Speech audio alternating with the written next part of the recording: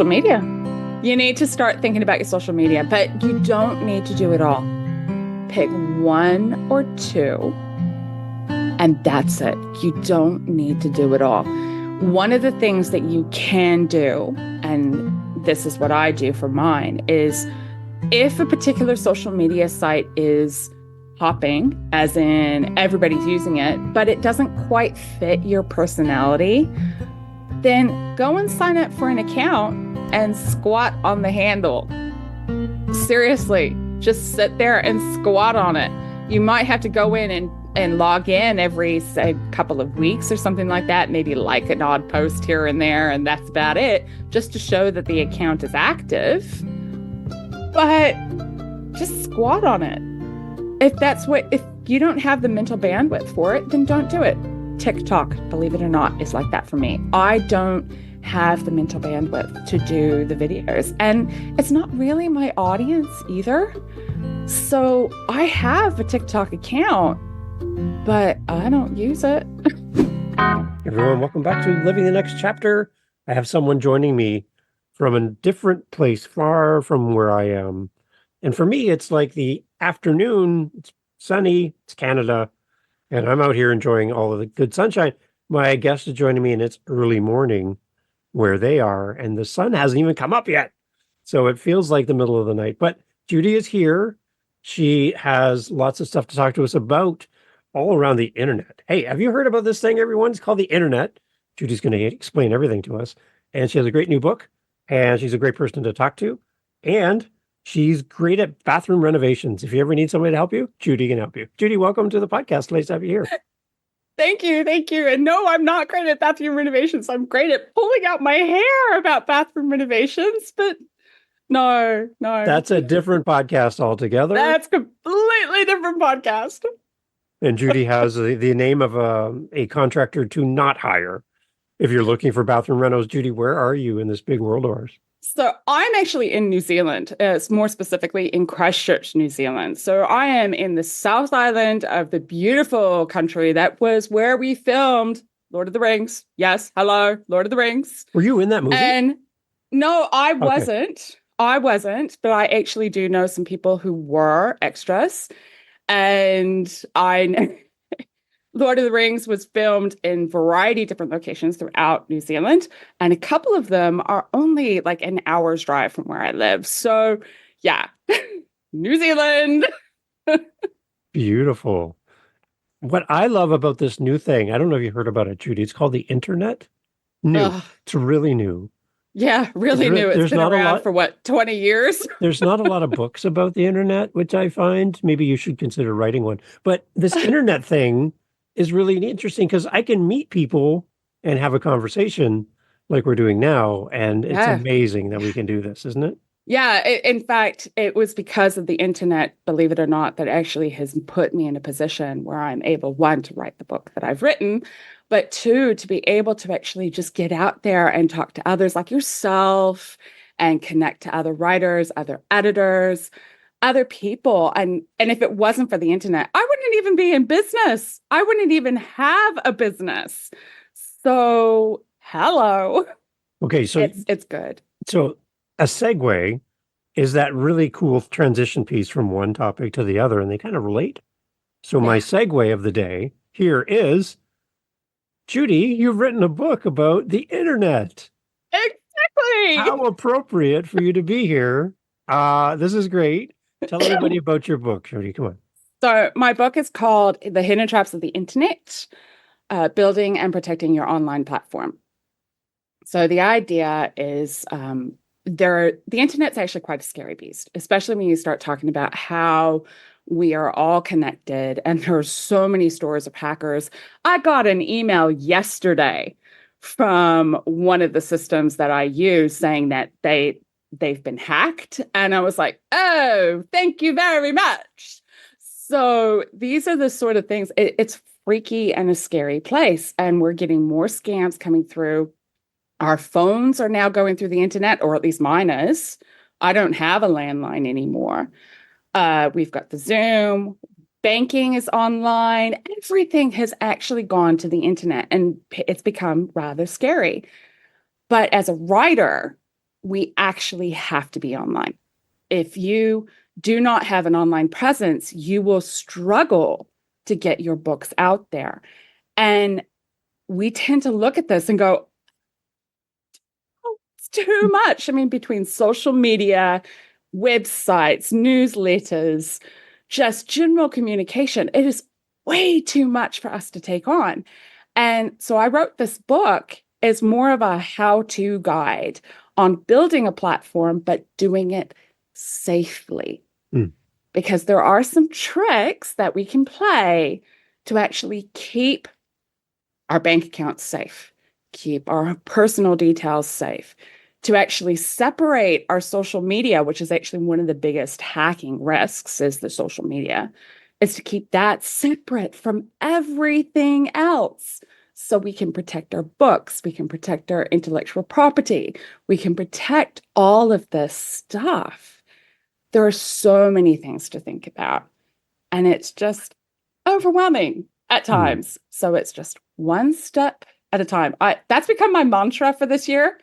One step at a time. I love it. Okay, so who is the book for, Judy? If you have an ideal reader, you met them at a bookshop and they're looking for a book around this, who would you say would be the perfect person for this book? The book for this book was tailored for writers who are actually in the process of trying to understand and take control of their own online presence.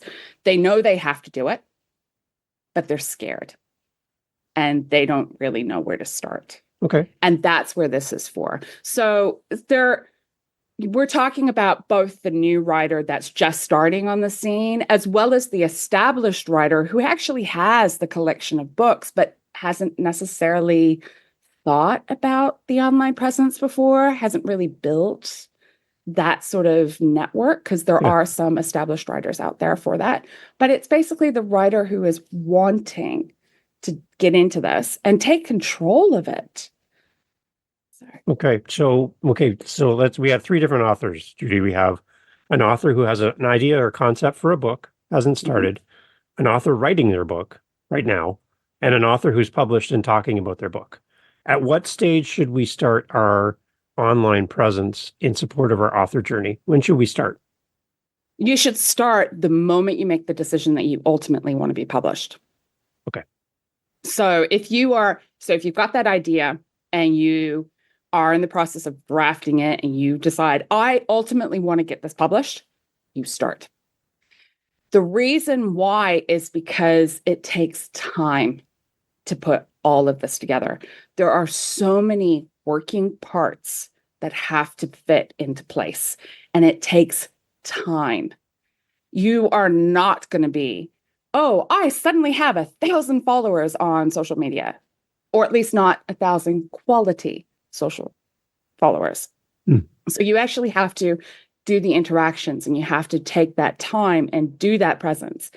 In the beginning stages of the career, so when you're just starting, the type of connections you are wanting to make is to other writers, to other readers, to the editors, and to other industry professionals, the people who are going to help you along this journey to understand what you don't understand or what you don't know, to help you fill in the gaps. If you've just getting ready for that first release, well, then you're wanting to connect to readers. And again, that's a bit of a different audience, but it still takes time to build that. And for the established writer, it's trying to connect to not just your current readers, but to bring in the new reader. Okay. And so it's all about building those connections. But the sooner you can start in building that online platform, the better off you are in the long run. So as simple as getting the domain web address for your website would be one thing, right? Because I've heard people who wait to the very end. They have a name for their book. They've done all this work. They go online and there's a book there's a website that's already been taken. And it's like the ideal website that you would love to have, but it's gone because you didn't really think about it. One thing I heard, one author came on my show and they said, the moment I have an idea for a new project, I go buy the domain. And even if I don't use it, I let it go after a year or 2 years, whatever. I have that as a resource, as a piece of real estate on the internet. Yeah. That if I do pursue this idea at least I have that domain and I can put that aside and do my thing and not worry about it, right? So for you, any ideas around having a domain that kind of goes with your book, or what's your thoughts and expertise on that? So with the domain, it depends on what your ultimate goals are. Okay. So I'm of the school of thought that as a writer, I am not just a one-trick hat. Yeah. I have lots of different things that I do. I write lots of different stories. I have different series involved that I'm working on. And of course, I've got the fiction as well as the nonfiction. So what I want people to recognize is my name, because that's more important to me than that's probably the most lucrative marketing real estate that I could have was my name.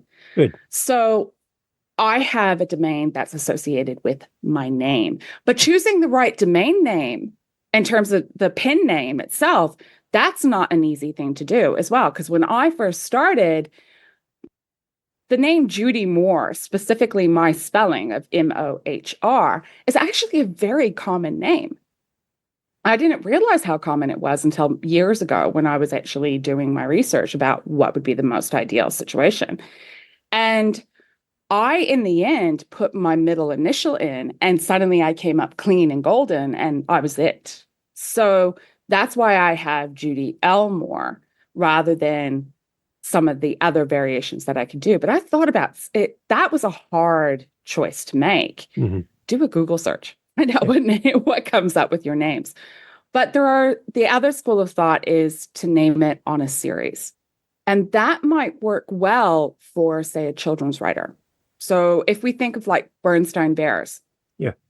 Most of us know Bernstein Bears, but we don't know that it was actually had about 4 or 5 different authors over the time from the very first book when it was written to today. There's actually different authors. They're all with the Bernstein family, but it's not the one author.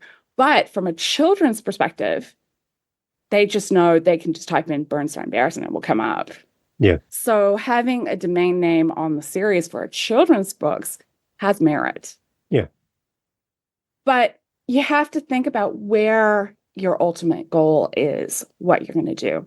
Yeah. And what's going to be your marketing strategy about these sorts of things. If you are likely to write multiple stories, go with your pen name or some variant thereof. And if you can't get your ideal one, there are people that, one of my writing friends, she just put author at the end of it.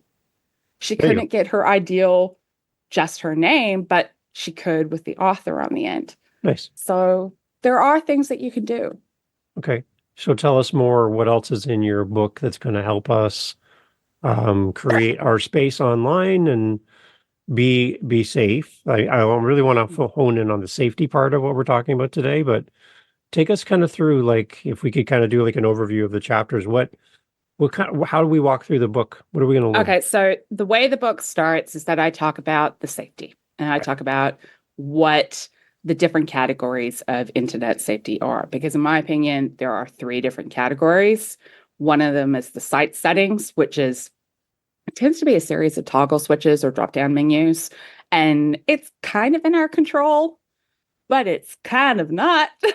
Because if the service provider that we're using doesn't have certain things, you can't use it. Sorry. Right. Yeah.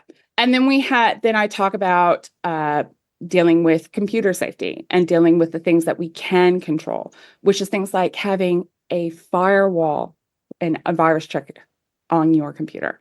The number of people who don't run Windows updates. Mm-hmm. Oh my God.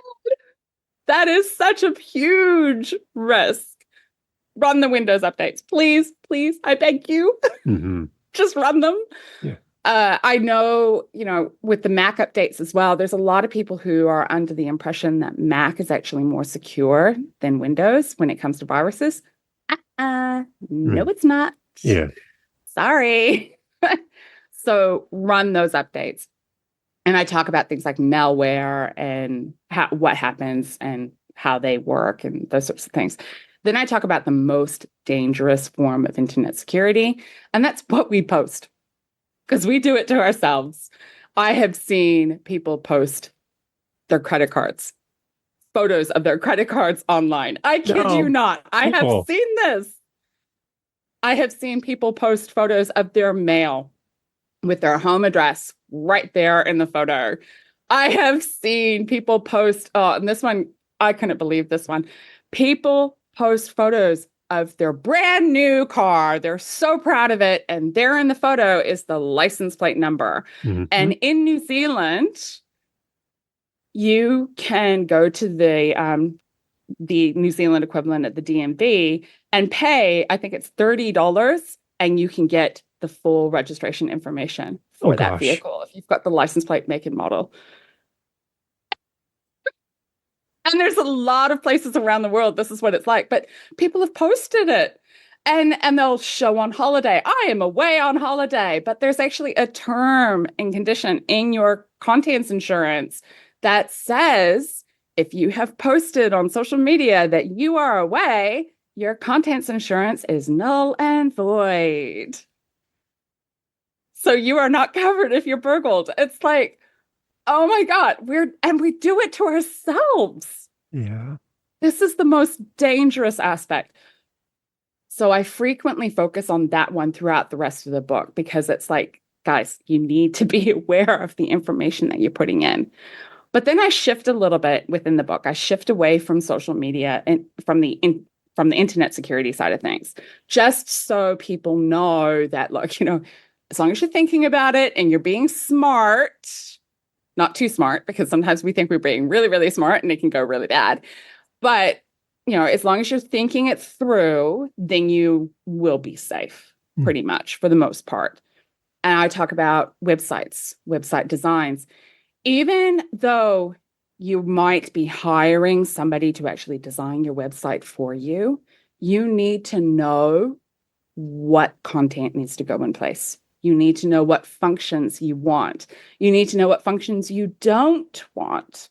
Because if you just say, I don't know what I want, they're just going to give you an off-the-shelf website.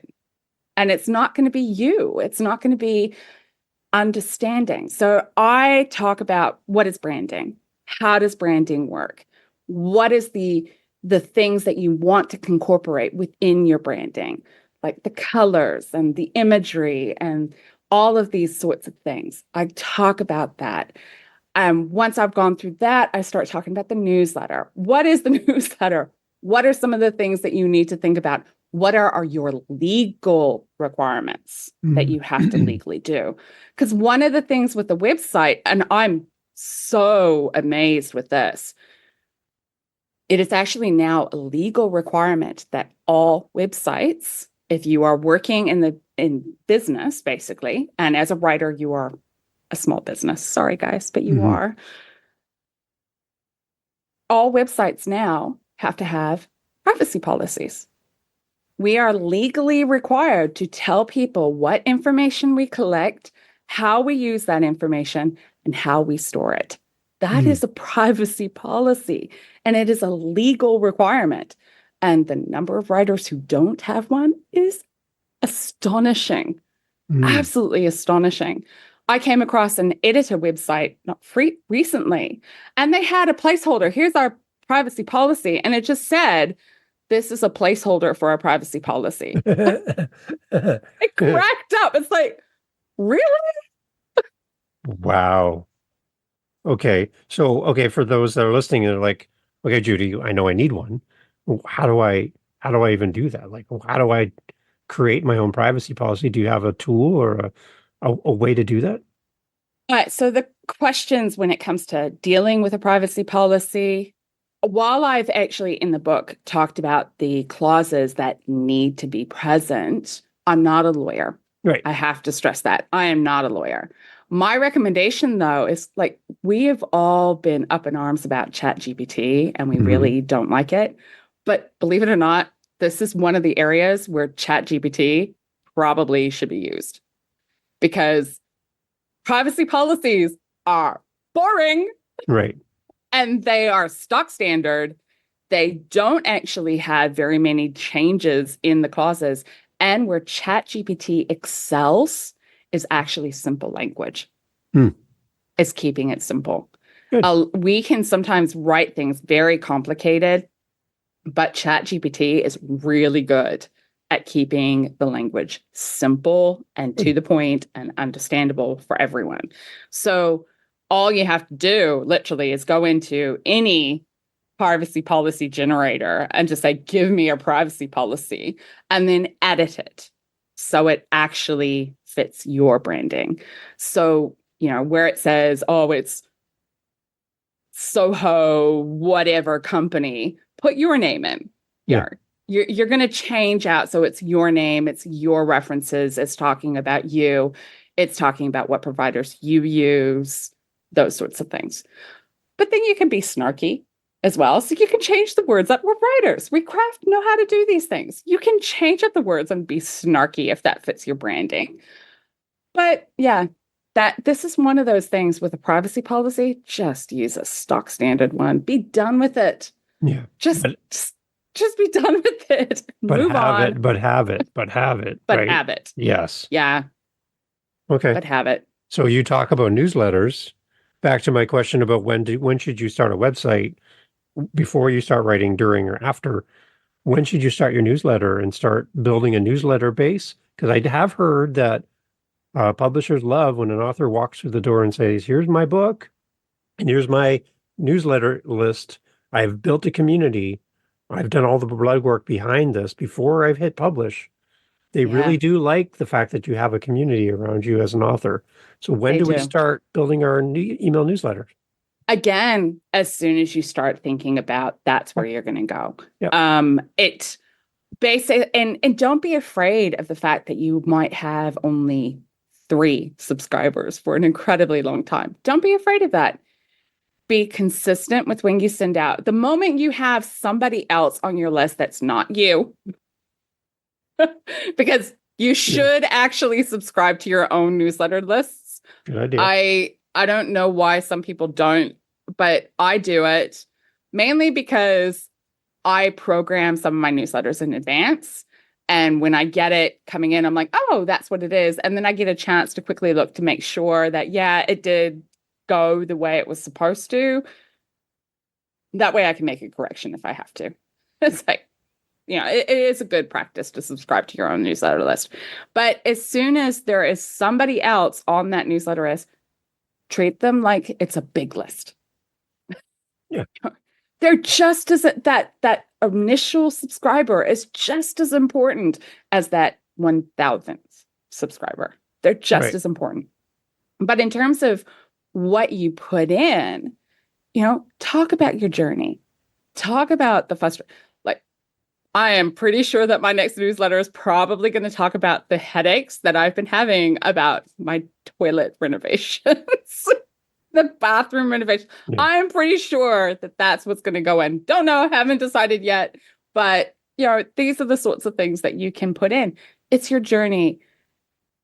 You don't have to be incredibly personal if you don't want to be. You can keep it on the macro level, but just talk about where you're at. Keep people engaged with where you're at with the writing. If you're really feeling down, okay. Put that the writing has you down and you're there. Be consistent. There are some people out there that will go through and say, oh, you need to put a newsletter out every single week. Yeah, no, you don't. No, you don't. Just as long as you're consistent and you want to be at a frequency that people don't forget that you exist. Right. That's basically it. I think mine go out once a month because that's all I have the mental bandwidth for. That's it. Okay. So start that email newsletter early, have the website early. What else do we need early that we're not talking about? Social media. Yeah. You need to start thinking about your social media, but you don't need to do it all. Pick 1 or 2. Yeah. And that's it. You don't need to do it all. One of the things that you can do, and this is what I do for mine, is if a particular social media site is popping, as in everybody's using it, but it doesn't quite fit your personality, then go and sign up for an account and squat on the handle. Seriously, Yeah, just have sit it. there and squat on it. Yeah. You might have to go in and log in every, say, couple of weeks or something like that, maybe like an odd post here and there, and that's about it, just to show that the account is active. Yeah. But just squat on it. If you don't have the mental bandwidth for it, then don't do it. TikTok, believe it or not, is like that for me. I don't have the mental bandwidth to do the videos, and it's not really my audience either.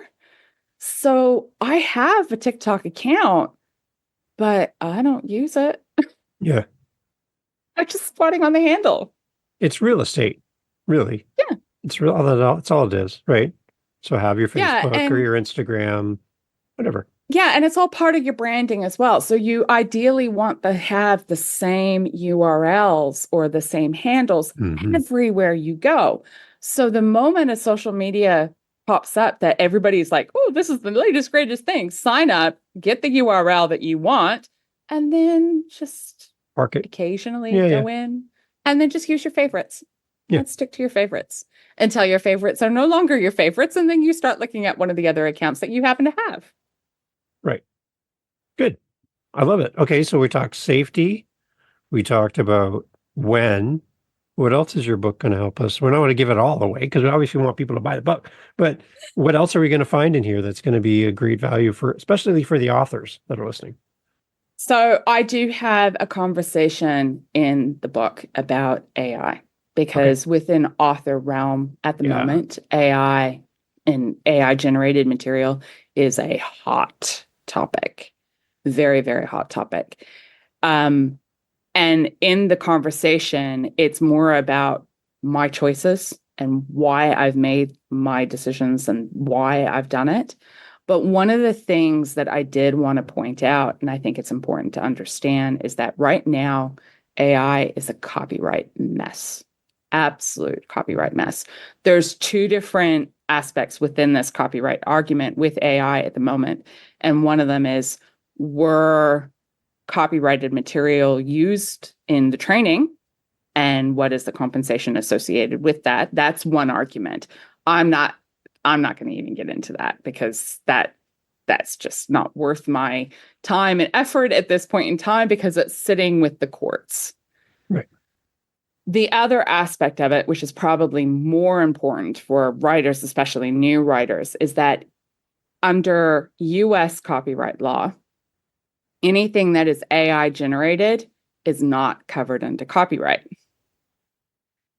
But under New Zealand copyright law, anything that is AI generated is covered under copyright, which adds a whole kettle of fish to this copyright mess, because under the Berne Convention, any copyright issued in one country is defendable in another country. But because the US will not honor anything that's covering copyrights of AI generated work, they are actually in breach of the Berne Convention. So it's an absolute copyright mess at the moment. So if you are using AI generation in your creation of stories, you kind of need to think about this whole next level of where you're going. And that's the scary thing, is that a lot of writers, they write their story, they edit their story, they put it out there, and then things like copyright and all of these things are afterthoughts. They're not necessarily something they think about while they're actually creating or while they're writing or while they're producing. They don't think of it at that early stage. And that is a problem, because if you go to put in for the copyright registration and you say are registering with the US Copyright Office, then your covers, if they were AI generated, are not covered under copyright either. And it will actually create an entire mess of what's going on. And these are all the things that you have to think about. It's an interesting mess. And that's the conversation that I have within the book. It's just pointing out, where are these hidden traps? Every writer has to make their own choice as to whether they want to use AI or not. But I'm one of those that I believe as long as you know what the hidden traps are, then you can make the choices to mitigate the risks accordingly. It's about taking control. Beyond writing your privacy policy, is there anything else that you would say is a great tool that we can use ChatGPT for as a writer? Is there any other thing that you're like, it actually is really helpful in this sense that I would say tread lightly, like understand what you're doing, but I'm also seeing benefits for authors in this way. Is there any other ways we could use it? Things that I haven't talked about in the book, but I have seen authors now using it to help write their promo materials, to actually doing things like the book blurb. So the back copy blurb and the ad copy.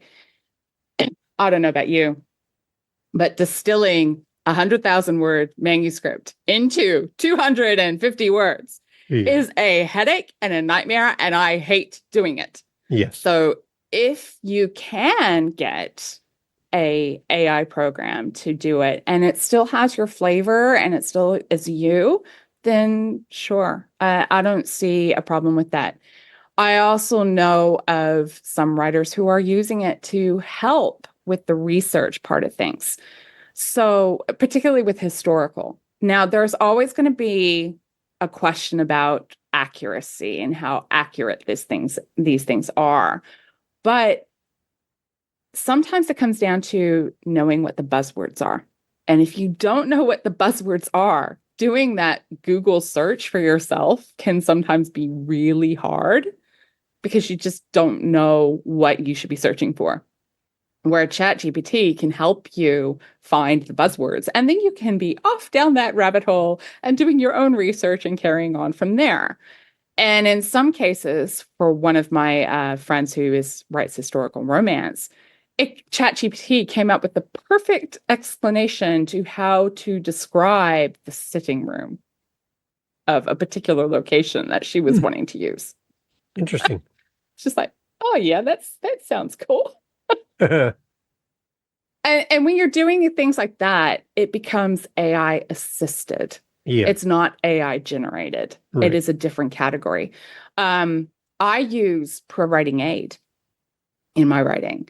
And Pro Writing Aid is AI assisted. It has artificial intelligence in behind it to actually help it work out what grammar rules should be followed. That is AI assisted. Google is actually an AI algorithm.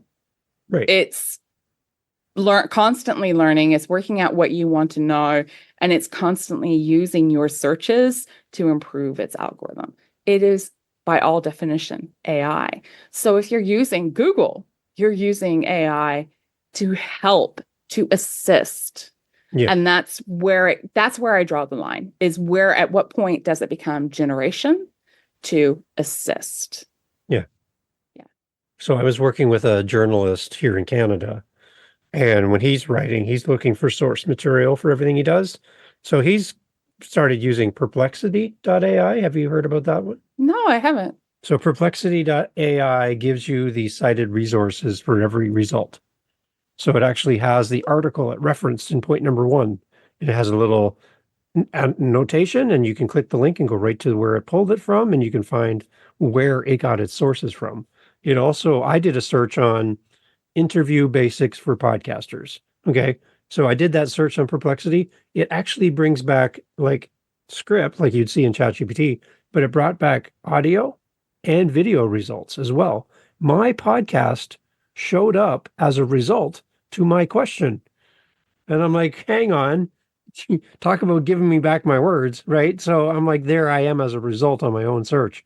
So it's really cool because it does give you all the source material, which is awesome. Because the one thing I found, and that's the free plan too, the free plan with ChatGPT in the early days, you didn't know where it's pulling from. You're like, I have no idea the source of this information. Thank you, magical computer world, but Where did you get this stuff from? Like, is this really a Yeah, and with fact? ChatGPT as well, they no longer offer the paid plan. So if you're new to ChatGPT, you're on the free plan, and it means that your searches and all the information you put in it is going into the learning algorithm. See, so you're feeding it, right? Like a Yeah, tiger. You're feeding this you're tiger, and feeding it. one day it's going to get hungry, and you won't have any food left, and it's coming for you, right? So yeah, yeah, Yeah. It does have some interesting quirks, and you definitely have to do some fact checking. And I know with certainty that it has issues with the facts as well. For example, the if you put into ChatGPT, where does Christchurch, the city I live in, where do we yeah, draw our water from? And ChatGPT will say it draws our water from Waimakiriri River, which is not true. It is incorrect. That is against resource consent. We do not do that. But ChatGPT, somewhere along the line, got that information. And now every article out there is saying that, but it's not true. right. So you do have to do your due diligence with all of this. But we're writers, we're skilled researchers. We can do this. Hmm. We can do our due diligence. There are ways to do it. I remember Googling myself, which sounds funny to say out loud, but I Googled myself, and it came back with the results about me. And it knew some things, but it got some things completely wrong. So I responded and went, no, I don't live there and I don't have a herb garden. I don't know where you got that from. I'm like, but the other things were right. You're good there. But, and then it said, oh, thank you. We'll update and everything. I'm like, this is weird. It feels like I'm talking to someone and they're in my computer. So I asked it to do like, create a children's story about a mouse and living in a castle, right? So it gave me this story, and it's like the whole thing. And I'm like, okay, now turn this into a song. And so it turned it into Yeah. a children's song. And then I'm like, okay, now turn this into a rap. And so it turned it all into a rap. And then I'm like, turn this into a greeting card. Turned the whole story into a Yeah. greeting card. I'm like, oh, like I was having fun just kind of seeing where it would take me. But It can be yeah. quite scary where it goes. But coming back to that idea about Googling yourself, little hint, not found in my book, but this is something I'm going to Oh, a recommend. bonus material, everyone. Sit up, sit up. Bonus material hint. On a regular basis, do Google yourself. Hmm. Go in and go into like an incognito window Yep. and Google yourself.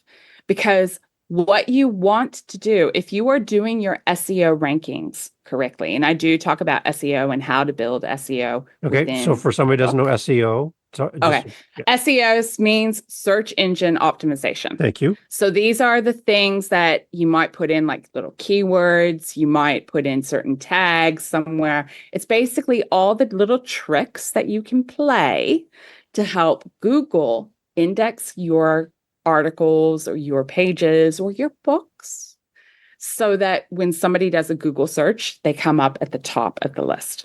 Okay. And ideally, you want your stuff right near the top, which is your SEO ranking. Okay. So, what you're wanting to do is you do want to Google yourself every so often to see where your SEO ranking is. And the idea is when you are doing a Google search, and you know how sometimes you have what they call it's called a Google panel. Right. And it comes up with the name of a person or a book or whatever. And then it has all this extra little material, but it's actually separate to all those search results. You only see it on on the computer browser. You don't see it on a tablet or on a phone because it's Yeah. like a sidebar thing. But you know what I'm talking about? Yep. That Yep. little Yep. extra panel. Yep. You want that. Because once you have that, then you can go and claim it. So basically, you can tell Google, yes, this is me. Yes, this is my stuff. And you get the power to actually change it, correct it, Nice. make sure Nice. it's right. Yeah. And if the social media things that are coming up are incorrect, you can ask Google to change them. Hmm. You can ask it to take off certain things. You can ask it to update your profile photos. You can ask it to add your book photos. or the book covers, you can ask Google to change that search panel. But you don't get that search panel until you've achieved a certain SEO ranking. Nice. So do check your SEO rankings on a regular basis. So, Judy, I think this book is just the doorway into your world, right? Because I'm envisioning people are going to buy this book, they're going to go through it.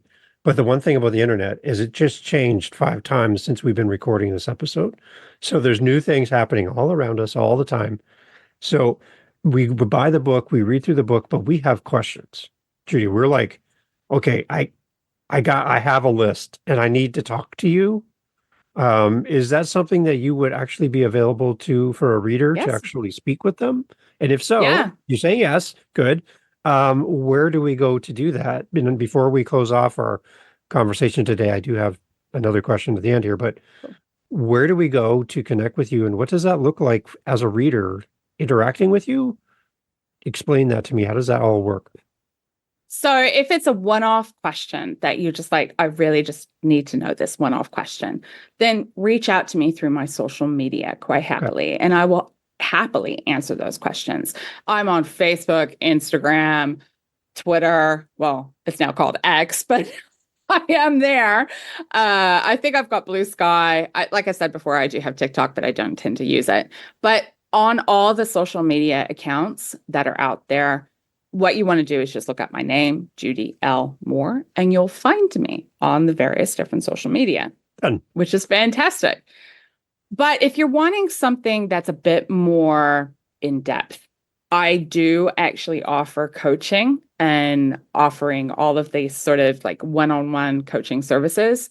And I do that through my business of Black Wolf Editorial Services. Mm-hmm. And the website for that is blackwolfeditorial.com.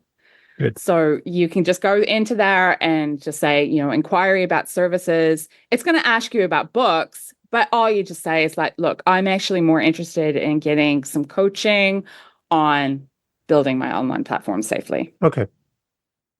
All right. So there's a contact button there on the website as well. We can just reach out to you. Right.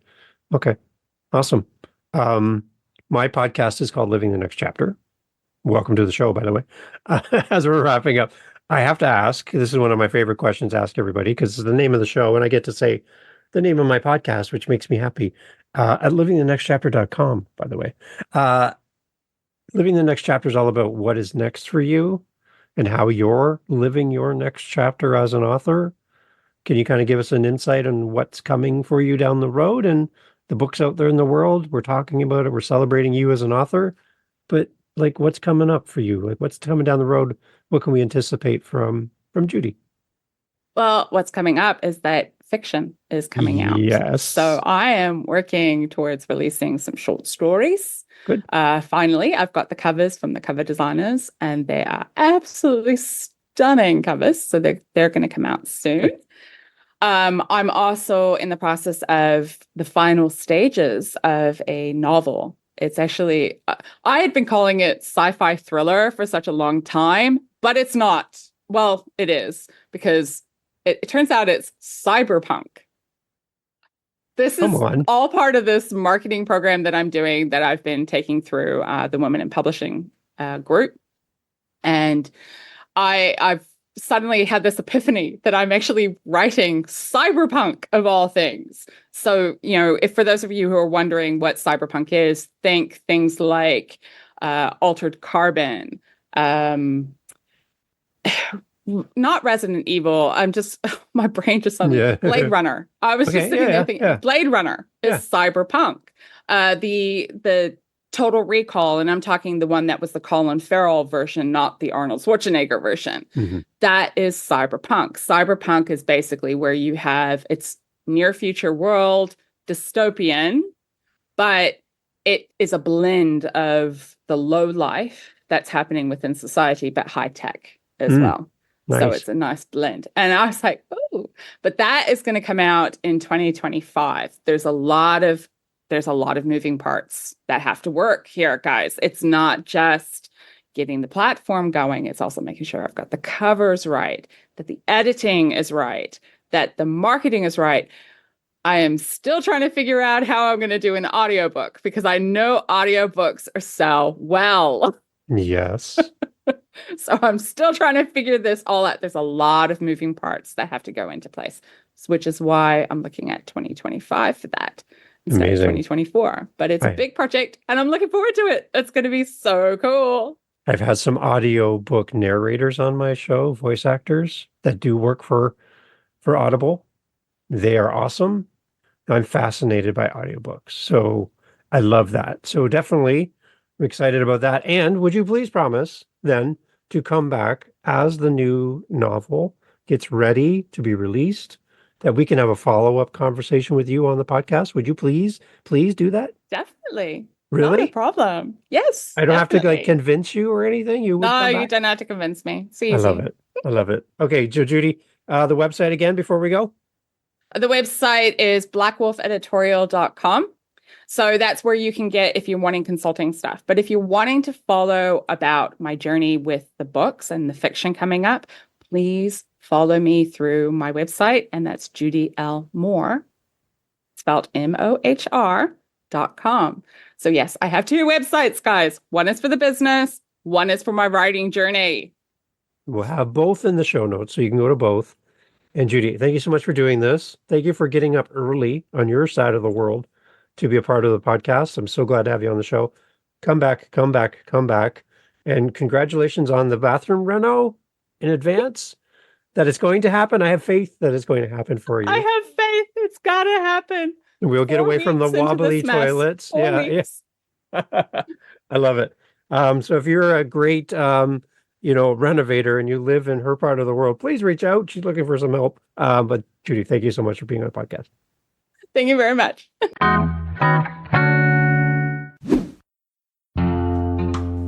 Hey, thanks for being here for the Living the Next Chapter podcast. So glad to have you as part of our family of listeners. There's a seat for you just here on Living the Next Chapter, and I'm so happy that you have listened to all the way to the end. Wow, you are now my new bestie. I want to let you know that I host 7 other podcasts on top of Living the Next Chapter. Yep, 8 total. One of them is called the How To Podcast series. If you are thinking, you know what, Dave, this podcast thing seems like a lot of fun. Well, I'll give you a secret. It is. It's a great, amazing, fun time where you can get to meet great people, get your word out there, promote your book, promote what your coaching program, whatever you're doing.